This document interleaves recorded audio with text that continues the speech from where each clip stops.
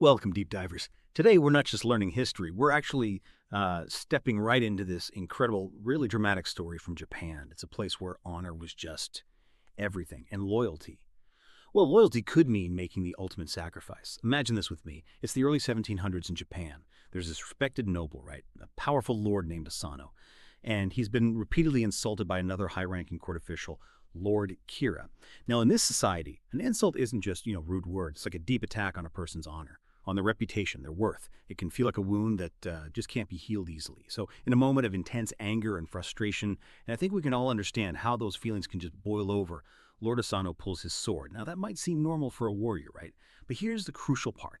He does this inside the shogun's castle, and this was absolutely forbidden. Think of it like maybe pulling out your phone in class when it's totally against the rules, but with much more serious consequences.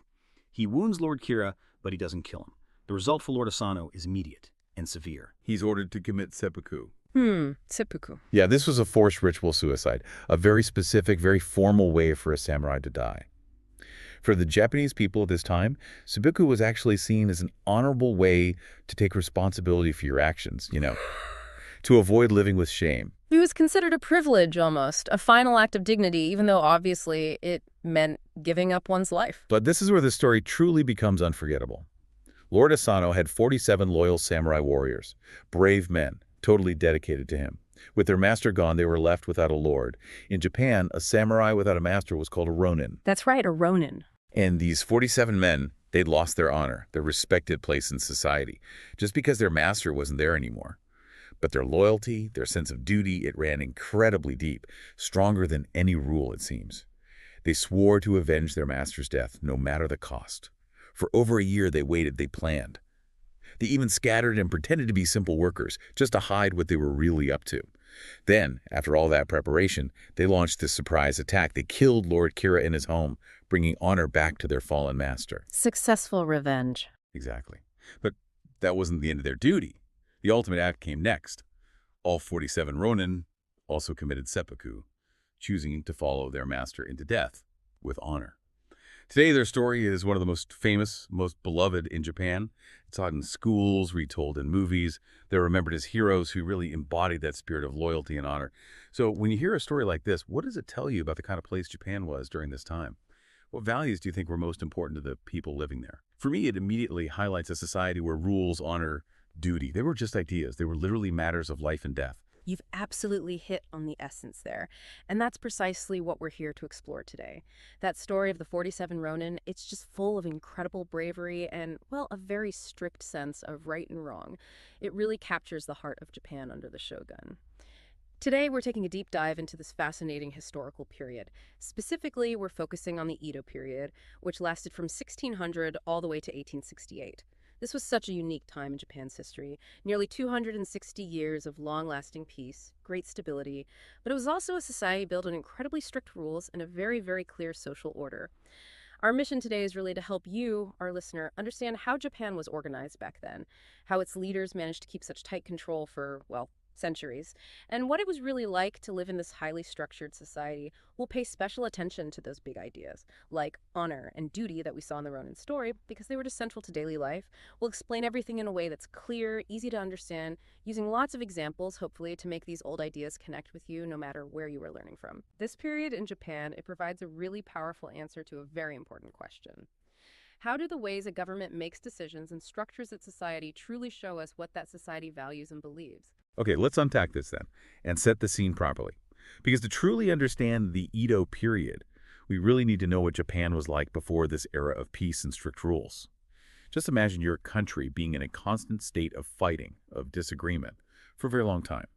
Before 1600, Japan was, well, pretty chaotic, a violent place. For about 100 years, there was almost constant warfare. It was a time of civil war, known as the Sengoku period, which actually means warring states. The Warring States period? Yeah.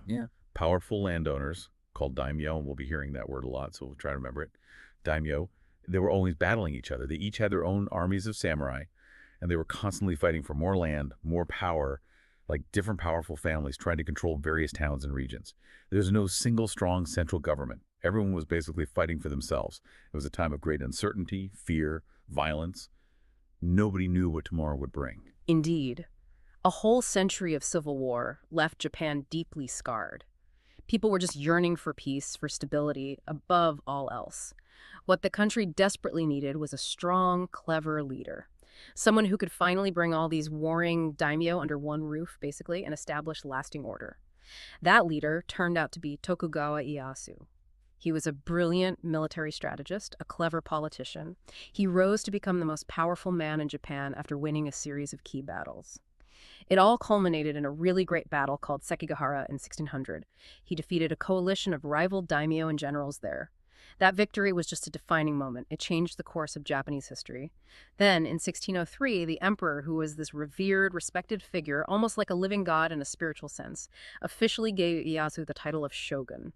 Now, this is a really important distinction to understand how Japan was governed. Even though the emperor was technically the ruler, a respected symbol at the very top, the shogun held all the real power. All the practical power. Exactly. This meant the shogun was the top military commander, the head of the government, the person making all the big political decisions.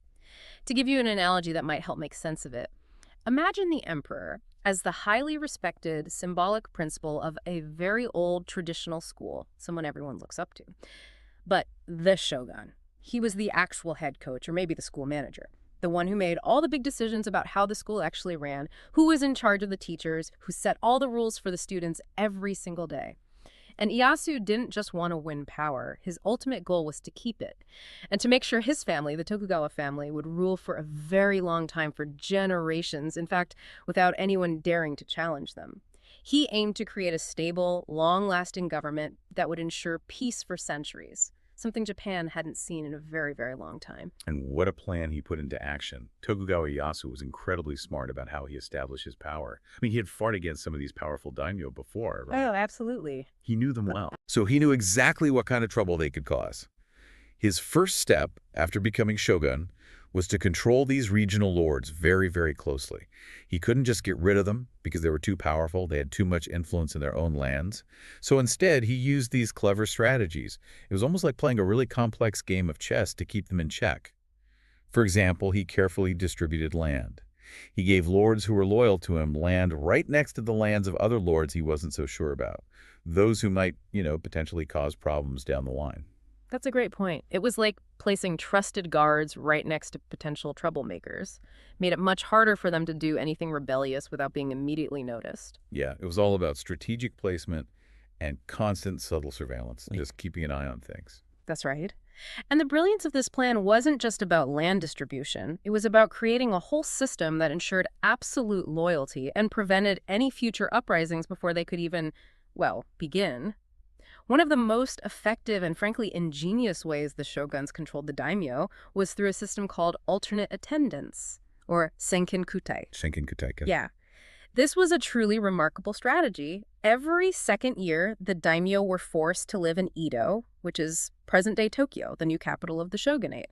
They'd spend 1 year living and working in Edo, and then the next year they'd return to their own territory, their hanor or domain. Okay, but that sounds like a lot of travel. Oh, it was. And this wasn't just a simple trip. It was incredibly purposefully expensive. Think about it. No. The daimyo had to maintain 2 large, elaborate homes, one in Edo, fit for a powerful lord, and one back in their own domain.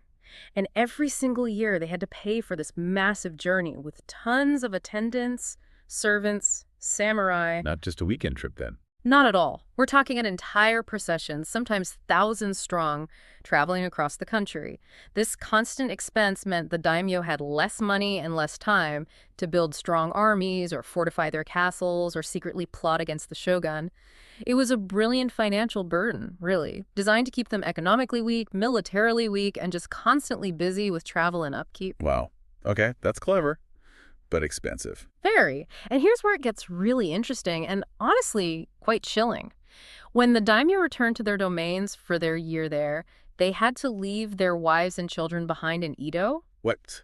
Seriously? Seriously.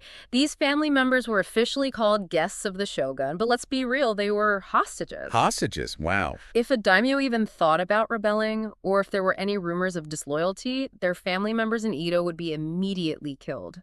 The shogun was essentially holding their loved ones' lives in his hands. Gosh. Imagine living with that kind of constant pressure, that fear. Exactly. It meant the daimyo were constantly thinking about their family's safety. which made them incredibly unlikely to challenge the shogun. This level of control reaching right into the deepest parts of a lord's personal life. It truly highlights the shogun's paramount focus on absolute unchallenged authority. It forces us to ask, what does such a system truly say about the human cost of achieving extreme political stability? That level of control, Yeah. using both financial pressure and, well, holding families hostage, it truly underscores the shogun's iron grip. It's an incredibly powerful, almost terrifying motivation to behave. And beyond sankin-kōtai, the government was structured in a clever way too, wasn't it? Called the bakuhan system. That's right, the bakuhan system. The system had two main levels, kind of sharing power, but always under the shogun's watchful eye. The shogunate, which was like a federal government today, handled all the big countrywide matters. Things like foreign trade, relations with other countries, managing the main roads. They made sure Japan acted as one unit on the world stage. The national level. But the daimyō still had control over local, everyday matters in their own territories, their han. So they managed things like farming, local taxes, local laws, maintaining order within their own domain. It was a very careful balance of power, giving the daimyō enough responsibilities, a sense of importance, so they didn't feel completely powerless, but never enough to truly challenge the shogun's ultimate authority. A masterclass in controlled decentralization, as you said. And the shogun's strategy, it wasn't limited to just reining in the powerful daimyo through attendance and shared governance. This meticulous design for control, it extended much deeper. It permeated every aspect of daily life through an incredibly strict legal framework for everyone, from the highest lords right down to the lowest peasants. The shogun made countless laws, and they weren't just about big political things. These laws were incredibly detailed, even for the powerful daimyo themselves. They controlled things like what specific clothes daimyo could wear, who they could marry. They even forced them to pay for large projects, like building and repairing roads and bridges in their areas. So keeping them busy and less wealthy. Yes, exactly. This directly stopped them from becoming too rich or too powerful, because their money and resources were constantly being used up or monitored for public works. Works that also served the shogun's infrastructure goals, by the way. Another crucial law was the sword hunt, or katanagari. This meant that peasants were completely forbidden from owning weapons or swords. Disarming the potential rebels. Precisely. This was a critical move because it meant the daimyo couldn't easily raise armies from the farmers if they ever wanted to fight the shogun. Imagine trying to start a rebellion if all the potential soldiers couldn't even own a basic weapon. Daimyo also needed special permission from the shogun for seemingly personal stuff, like arranging marriages for their children or even making repairs to their own castles. Controlling alliances and defenses. You got it. This was a critical control point. It stopped them from secretly forming alliances through strategic marriages or from building strong defenses in their castles that could be used against the shogunate. And just to cement his power even further, the shogun kept a huge amount of the wealth for himself. He directly owned 1/4 of all the farmland in Japan, plus many of the country's most valuable mines, ports, and major cities. So he had enormous economic power too. Huge, ensuring he was by far the wealthiest individual and could always outspend any potential challenger. Okay, so the shogun set up all these rules, all these systems. Controlling powerful lords, dictating everyday life. How did he actually make sure everyone followed them? He wasn't just like hoping for the best, was he? No. Definitely not. A powerful leader needs eyes and ears everywhere, right? Especially with such strict controls. Absolutely not. The shogun was anything but naive. He understood that rules are only as good as their enforcement. To make sure all these controls were followed and to keep everyone in line, a really sophisticated network of secret police and informants was created. Secret police? Yeah. These weren't regular police, they were spies. Operating discreetly, watching for any sign of disloyalty, rebellion, plots against the shogunate. The air of surveillance was just pervasive. If anyone was accused of threatening the shogun's power or even just speaking out against the government, they were basically considered guilty right away. Often no fair trial, no chance to explain. Punishment was severe and immediate. Wow, that sounds intense. It was. This intense surveillance, coupled with the threat of swift, harsh punishment, made people think twice or maybe even 3 times before even considering going against the shogun. That's a chilling thought. A pervasive secret police watching over everyone. It makes me reflect on just how deeply the shogun must have distrusted his regional lords, and how much he prioritized absolute order. What, in your view, were the shogun's primary anxieties about the daimyo? And how did this whole control system specifically address those fundamental fears? It's clear he thought very carefully about every potential threat and had a specific, often extreme solution for each one, creating a truly tightly controlled society that left very little to chance. This intense control wasn't just about the powerful daimyo, though. It shaped the entire society, didn't it? Every single person in Japan during the Edo period lived within this highly structured world, where their place was largely determined before they were even born. Let's maybe explore what it was like to live in this rigid, orderly society. That's right. Japan during the Edo period had what we call a feudal system. You can imagine society organized like a tall pyramid, only a few people at the very top and many, many people down at the bottom. This system was based on land ownership, and it was designed to keep the shogun firmly in control, making sure everyone knew their exact place. And what's particularly insightful to see is that membership in each class was hereditary, meaning it was determined by birth. You were born into your place in society, and officially, you couldn't move up. Born into it, stuck with it. Pretty much. Think of it like being born into a family business where you automatically get that job, and that's the only job you can have for your whole life. You don't choose it, it's just your destiny. So while officially there was almost no social mobility, very little chance of moving up or down in society, it's worth noting that some clever or maybe very lucky people in the lower levels did find rare ways to improve their lives. Perhaps through incredible hard work or special talent, or by becoming wealthy, especially merchants, who we'll get to soon. But these were definitely the exceptions, not the rule. The system was designed for stability, for predictability, keeping everyone in their designated place. The idea was, if everyone knew their role and fulfilled it, society would be orderly and peaceful. And it wasn't just your job or social status that was set for life. There were just so many rules governing everyone's behavior, right down to the tiniest details of daily life. Can you believe there were like 216 rules just about what people could wear? 216? That's astonishing. Isn't it? These rules applied to everyone, from the emperor down to the lowest person in society. Imagine that. For example, an upper-class woman, she was expected to wear 12 silk kimonos, all with very specific colors and layers showing off her status. But peasants, even if they were silk farmers and actually produced the material themselves, they were absolutely forbidden from wearing silk at all. It was a visual way to reinforce who was who. A constant visual reminder of the hierarchy. Exactly. But it wasn't just clothes. There were also strict rules about the size and style of houses you could build, what kinds of possessions you could have, even how low you had to bow to different people based on their rank. If you didn't follow these rules, the punishments were very, very harsh. Sometimes even death, depending on how serious the offense was and, well, your social standing. This level of detail just shows how important order, knowing your place, and outwardly displaying that place were in Edo society. Everything was carefully controlled to maintain harmony and prevent any confusion or challenge to the established order. This rigid social pyramid truly defined life for every single individual. Let's quickly review who was where. At the very top, you had the emperor, like we discussed, revered, almost godlike figurehead, symbolizing Japan's spiritual ancient traditions, but without direct political power. The shogun, on the other hand, held all the real military and political power, the true ruler of the land. Got it. Emperor at the top, symbolically. Shogun with the real power. Exactly. Next in line were the daimyō, those powerful landowners who controlled their own regions, acting as local lords but always under the shogun's ultimate authority. Okay, then below the daimyo were the samurai, the highly respected warrior class. These were the men we met in the story of the 47 Rōnin.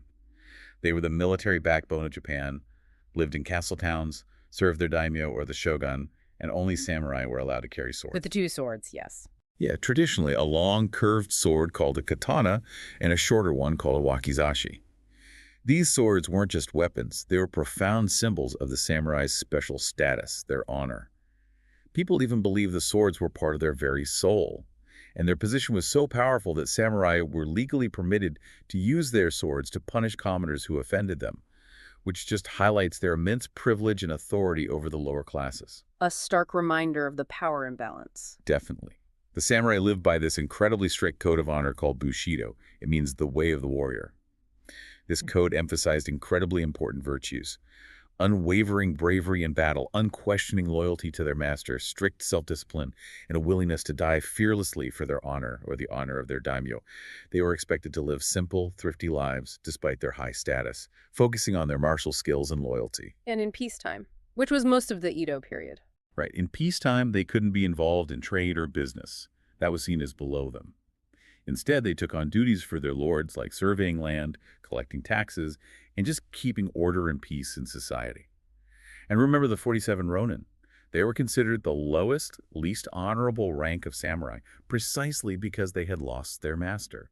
Shows how deeply a samurai's identity and status were tied to serving a lord. Their whole identity was tied to that service. And the ultimate display of honor for a samurai was seppuku, that ritual suicide we mentioned. It was seen as a privilege, an honorable way to avoid humiliation, take responsibility for failure, or show ultimate loyalty to their group or master, rather than living with perceived shame. What's particularly insightful here is how each class was not only defined but carefully managed within this larger system. So next in the pyramid, considered essential to society, were the peasants, mostly farmers. They might have been lower in rank than samurai, but they were considered incredibly important because, well, they produced all the food everyone needed to survive. Without them, society would simply starve. The foundation, in a way. Absolutely. However, despite their importance, their lives were extremely hard, full of continuous back-breaking labor in the fields.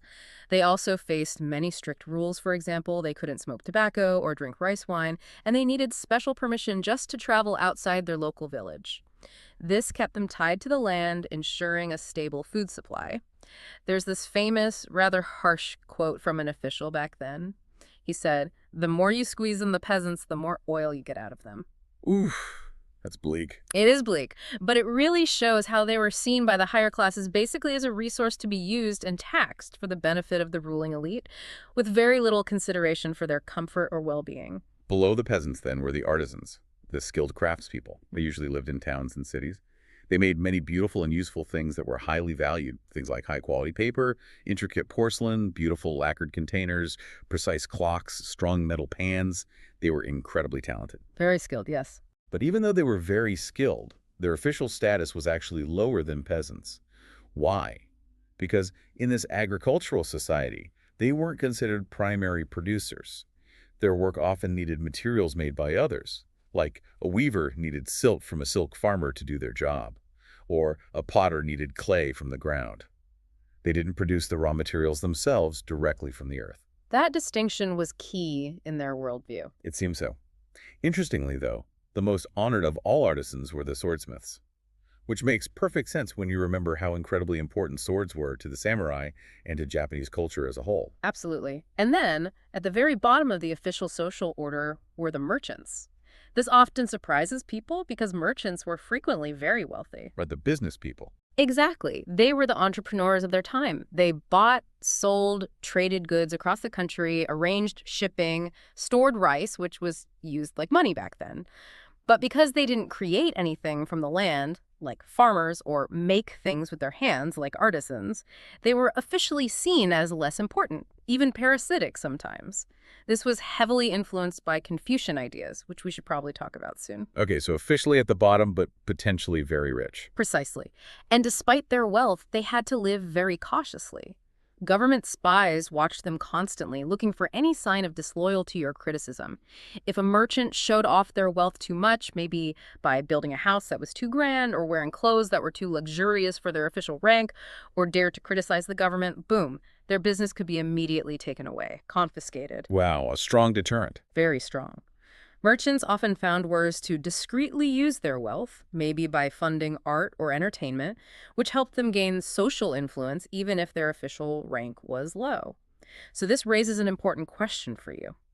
What does this tell you about how Edo society officially valued different kinds of work? And why might the government be so careful about the wealthy merchants even though they were officially at the bottom? Yeah, it suggests a deep-seated fear of their unofficial power, their influence, maybe. I think that's a very good way to put it, a fear of their unofficial power. It's abundantly clear that your class dictated almost everything about your life in Edo, Japan. And this was especially true for women, wasn't it? Yes, very much so. Just like for men, a woman's responsibilities, her opportunities, her freedoms, they depended entirely on the class she was born into. Women in the samurai class, for example, they were expected to manage the household with great discipline, raise their children with proper samurai values like loyalty and honor, and serve their husbands diligently. They might learn martial arts for self-defense, but their primary duty was always to the family and upholding its reputation. While women in rural areas often had, perhaps, a bit more physical freedom. Yeah, interestingly, women in rural areas often had more physical freedom and played a more direct economic role. They worked side by side with their husbands in the fields, gathered wood, raised silkworms, directly contributing to the family's survival. But upper-class women, despite their wealth, often had much less freedom of movement, both literally and figuratively. Those heavily layered kimonos they wore, while beautiful, were really restrictive, kind of symbolizing their confined roles within the home and society. Legally, women were always considered lower in status than men. They had very few legal rights compared to men. For instance, they had no legal existence independent of their father or husband, and they generally couldn't own property. This meant they had a very little control over their own lives or futures. That lack of legal personhood is striking. It really is. To give you a deeper sense of this, there was a samurai textbook from that time called Onadaigaku, or Greater Learning for Women. It actually taught that a wife must think of her husband as her lord, and she must serve him reverently. Wow. Yeah. She should never be peevish or obstinate. A woman should look on her husband as if he were heaven itself. And these aren't just old sayings either.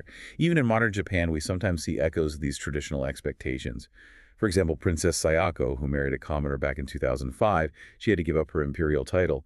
And Princess Masako, the current empress, faced just immense public pressure to have a male child for the throne. That pressure was intense. It really highlights how deeply these traditional expectations about women's roles, especially relating to family and lineage, can still be seen in Japan today. And what's truly striking is that even with this strict social pyramid, there were groups of people who were completely outside of it, considered beyond the formal hierarchy and often shunned entirely. Outside the pyramid altogether. Yes. These were people officially labeled as hinin, non-humans, or eta, much filth. They were known collectively as outcasts, shunned by everyone else because of their work. These were often occupations that involved death or blood or impurity according to Buddhist and Shinto beliefs, like leather tanners dealing with animal skins, butchers, executioners, or those who disposed of animal carcasses. People with leprosy and some traveling entertainers were also considered outcasts. So marginalized based on their work. Not just socially marginalized, they faced severe legal discrimination. They had to live in separate villages, often physically removed from regular towns. Their movements were restricted, they were forbidden from engaging in respectable occupations. This deep-seated prejudice, rooted in religious ideas of impurity and ritual defilement, created this hereditary underclass that faced systemic injustice, a shadow that persisted for centuries, really, even beyond the Edo period. That's incredibly sad. And were there other groups outside this structure? Yes. Then there are the Ainu, Japan's indigenous people. They had lived on the northern islands of Japan, especially Hokkaido, for thousands of years. They had their own unique language, culture, spiritual beliefs centered on nature. However, during the Edo period, and even more so later on, they were completely excluded from mainstream Japanese society and its feudal hierarchy. The Japanese government tried to assimilate them, forcing them to adopt Japanese names, language, customs, often taking their land and suppressing their culture. Assimilation policies, okay. It wasn't until 1997, really quite recently, that the Japanese government officially recognized them as an indigenous people. And even then, many Ainu feel the recognition isn't enough to fix years of discrimination and attempts to make them give up their unique culture and become Japanese. This raises a really important question for you to consider. How is this different from how indigenous people are treated in your own country? What does it truly mean to be shunned or excluded from a society, not just socially, but legally and culturally? It's a complete lack of belonging. So we've seen how society was structured. Strict classes, clear roles for everyone. But beyond the official laws and government systems, there were also these powerful, invisible rules, weren't there? Absolutely. Unspoken codes. Yeah, unspoken codes of behavior, deep beliefs, values that everyone just understood and lived by. Let's go back to the 47 Rōnin for a second. Their story clearly shows that honor and duty were not just important, they were at the very core of Edo society. Lord Asano felt Kira had dishonored him in the gravest way, and the Rōnin felt it was their absolute duty to avenge their master, even if it meant breaking the shogun's law and ultimately giving their own lives to seppuku. This wasn't just some unique event. It was a powerful reflection of the deep values embedded in the hearts of many in this society. It exemplified those values. Right. The samurai code, bushidō, was all about embodying honor, showing incredible bravery, demonstrating unquestioning loyalty to one's master, practicing strict self-discipline, and always putting the needs of the group or master before yourself, even to the point of ultimate self-sacrifice. And this strong framework, this social order and personal ethics, it wasn't something the shoguns just invented out of thin air. It was deeply rooted in an ancient philosophy from China called Confucianism. The Tokugawa shoguns were incredibly clever. They skillfully used these existing values to support their rule and ensure that long-lasting stability they craved. Confucianism was brought to Japan by Buddhist monks many centuries before the Edo period. It taught about how to live a moral, a right life, focusing on personal ethics and the proper functioning of society. So using existing beliefs to prop up their system. Exactly. At its heart, Confucianism taught that everyone had a proper place in society, and that society was kind of like a big family. If everyone understood and accepted their duties and obligations within that place, meaning if they behaved correctly according to their role, then society would be peaceful and orderly. If people didn't follow these rules, well, then there would be chaos and suffering. It stressed virtues like modesty, hard work, serious studying, proper behavior etiquette, and compassion towards others. A famous saying was, "What you do not wish for yourself, do not do to others." This ethical code provided a clear blueprint for how people should interact and live together. The golden rule, So basically. very similar, yes. Confucius taught there were 5 main relationships, and each one had clear duties for both people involved. The most important was ruler-subject, where the subject owed loyalty and obedience to the ruler. Then came father-children, husband-wife, and older brother-younger brother. In these relationships, one person was usually expected to obey, respect, and defer to the other. Mostly hierarchical relationships. Mostly. But what's truly fascinating here is that there was one relationship where both people were considered equal. Friend. Friend, Ah, interesting. isn't it? What does that tell you about the value of friendship in a society that was so focused on hierarchy and unequal relationships? It suggests that true friendship was seen as a special, balanced connection. In Edo, Japan, schools and families really stressed filial piety. That means being faithful, devoted, and respectful to your parents and elders. This was a core value, deeply important, passed down through generations. So these deeply ingrained ideas, honor, duty, Confucian roles, these were the invisible rules guiding people's hearts and minds. But how did the shogun make sure these rules were followed in the everyday lives of the lower classes? Not just by philosophy, but through practical social control. Right, because philosophy alone isn't always enough. Exactly. To keep society harmonious and prevent any trouble, the lower classes, especially peasants and townspeople, were organized into these small groups of 5 families. They were called gonengumi. The 5 family groups, yes. Members of a gonengumi were supposed to help each other out, which sounds, neighborly and cooperative. But there was a very strong catch. A powerful tool of social control. Everyone in the group was held responsible for the behavior of the others. Collective responsibility. Precisely. If one person did something wrong or broke a law, the whole group could be punished. This could mean fines, public shaming, even harsher penalties. Imagine the immense pressure this created. How might being part of a gonengumi affect how people behaved? I can only imagine the sheer fear of a neighbor's mistake leading to my family's ruin. It's a powerful, almost terrifying social control mechanism. It certainly would make you think twice, even 3 times, about your own actions. And probably made you keep a very close eye on your neighbors, too, to make sure they didn't get everyone into trouble. Absolutely. Constant mutual surveillance built into the system. All these social controls, the strict rules, the hierarchy, the Confucian ethics, the group responsibility, they were all put in place to maintain order and create what the shogun called a harmonious society, where everyone knew their place and acted accordingly, ensuring peace for centuries. This carefully constructed harmony, built on centuries of tradition and really strict control, would soon face this unprecedented challenge from the outside world. Imagine what it was like for the Japanese people when new people, unlike anyone they had ever seen, suddenly arrived on their shores. In 1543, a Portuguese ship was wrecked off a small Japanese island called Tanegashima. These traders came from the south, so they were quickly called the Southern Barbarians. Soon after, Spanish, Dutch, British traders, and most significantly Christian missionaries followed, bringing with them not just exotic goods, but entirely new ways of thinking, new technologies, and a new religion. The arrival of the Southern barbarians. Yes, and what's particularly insightful is that the Japanese were initially very open and curious about some of these new things. They were especially fascinated by Portuguese firearms they'd never seen light, portable guns like muskets before, even though they knew about gunpowder from China. Japanese swordsmiths, renowned for their incredible skill, quickly started making copies of these new weapons, and within a few decades, firearms completely changed Japanese warfare. So they adopted the technology quickly. Very quickly. Even European clothes and objects became popular fads among the upper classes: velvet capes, golden medallions, hourglasses. It was an exciting time of new discoveries, and they readily adopted the technology and fashions they found useful or interesting. But not everything from these southern barbarians was so easily accepted, was it? While new technology like guns was welcomed, new ideas, especially about religion, were a different matter entirely. A much more complex issue. Remember, Japanese beliefs were this complex mix. Shinto, worshipping nature spirits called kami, Buddhism, teaching self-discipline and karma, and Confucianism, providing that strict code of right behavior and social order. These beliefs were deeply tied to their identity, their culture. When Christian missionaries like Francis Xavier arrived in 1549, they brought completely new ideas.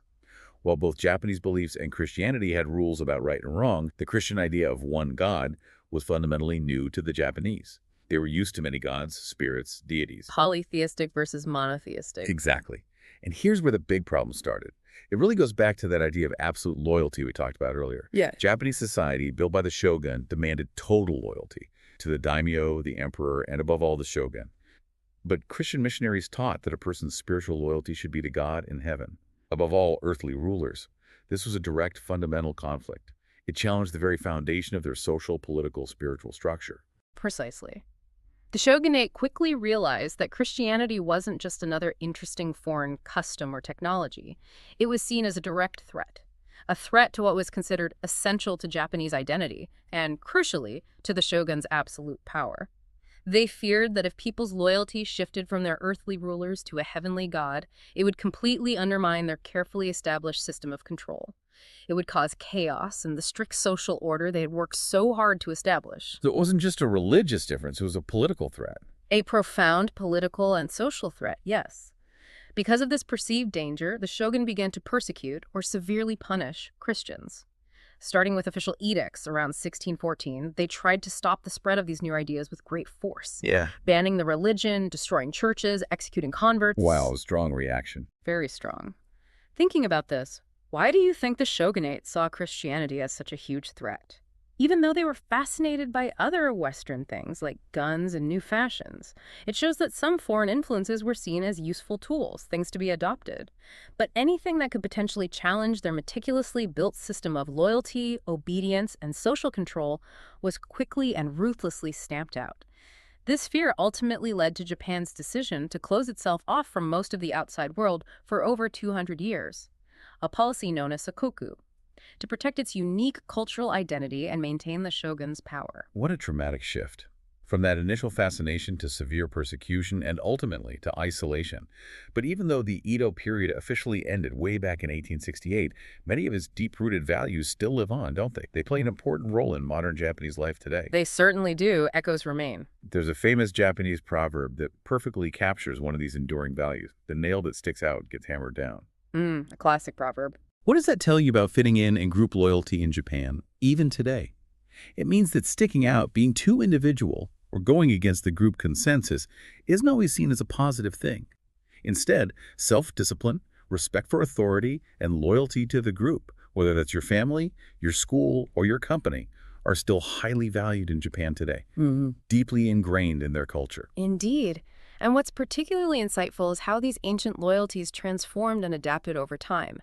For much of the 20th century, especially after World War II, that profound loyalty expected between a samurai and his lord was clearly reflected in the relationship between Japanese companies and their employees. We often hear about the salaryman, the businessman, who is expected to give a lifetime of loyal service to his company. And in return, the company often guaranteed lifetime job security, comprehensive training, a sense of belonging. A modern echo of that old bond. Exactly. A modern echo of that ancient bond of duty and obligation, but applied to the workplace, where collective effort and harmony were prioritized. But even these strong, enduring traditions are slowly changing in modern Japan, aren't they? We're starting to see hints of individuality emerge, challenging some of these long-held norms. Change is happening, yes, gradually. For example, some men are beginning to question the very long hours they spend at work, sometimes leading to exhaustion or even karoshi, that term for death from overwork. This reflects a growing desire for maybe a better work-life balance. And more Japanese women are choosing to remain single, pursuing careers and personal goals, which was definitely frowned upon in the past when marriage and children were the expected, almost mandatory path for women. Significant social shift. It shows that Japanese people are slowly beginning to place a higher value on their individual needs, alongside the needs of the group. It reminds us that even the strongest traditions can evolve over time. Shows how societies adapt and change, sometimes slowly, sometimes dramatically. So think about this for a moment. What traditions or values in your own society have changed over time, or are changing right now? So from that dramatic, emotional story of the 47 Rōnin and their unwavering loyalty, to the incredibly strict controls the shogun implemented to maintain order, the rigid social pyramid defining every aspect of life, the profound influence of Confucianism guiding behavior, and those challenging first contacts with the West that ultimately led to Japan's isolation. We've seen how Japan during the Edo period created the society built on a foundation of order, hierarchy, honor, and duty. It was a truly unique and incredibly stable era, profoundly shaped by a powerful and consistent worldview. We've talked a lot today about how societies create rules and how people follow them, or sometimes famously don't. And we've seen how Edo Japan aimed for a harmonious society through very strict controls and a strong sense of group responsibility. Now, for your own deep dive, think about this. In your life or in your own country, what do you think is the best way for a group or society to find harmony and stability? Is it by everyone following very strict rules and knowing their place? Or is it by encouraging individual choices and freedom within a more flexible framework? We hope this deep dive into Japan under the Shogun has given you a new perspective, sparked your curiosity, and maybe even inspired you to learn even more about this incredible period in history.